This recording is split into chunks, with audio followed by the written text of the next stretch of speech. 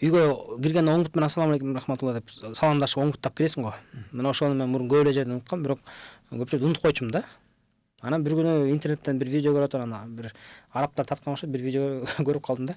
Бир үй бүлө кирип атат, артынан шайтанды гримдеп жазаштыр, укмуш кылып, коркмуштуу болуп. Анан бир үй бүлө келип, тиги эшикти ачып, анан атасы, апасы, аял, баласы үчөө келип, анан оңбут менен ассаламу алейкум рахматулла деп кирип кеткенде, артынан кирип кеткен шайтан эшикти сүзүп, онтоп үйгө кире албай кыйналып жатып калды да. Анан ошондо эле экинчи үй бүлө келип атат. Ал үй бүлө келип эле оңбуттап киргенде учурашпай эле кирип кетти да. Оңбуттабай кирип кетти да. Артында келаткан шайтан үй бүлө кирип кеткенден кийин артынан тиги эшикти каткырып жаап алды.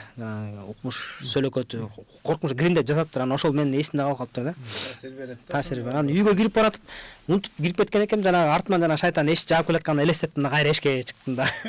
Эшикке чыгып анан кайра оңбуттан ассаламу алейкум рахматулла деп кирдим. Ошол күндөн азыркы күнгө чейин бул адат болуп калды да, баягы миң уккандан бир көргөн депчи.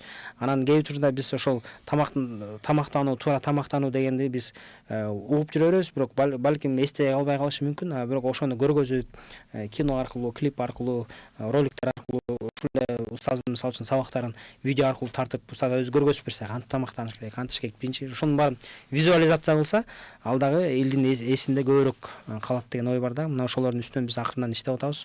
Кудай насип кылса, балким дагы чогуу иш кылабыз сиздер менен. Себеби дегенде устаздын жакшы мындай ден соолукту чыңдоо борбору бар экенин билебиз.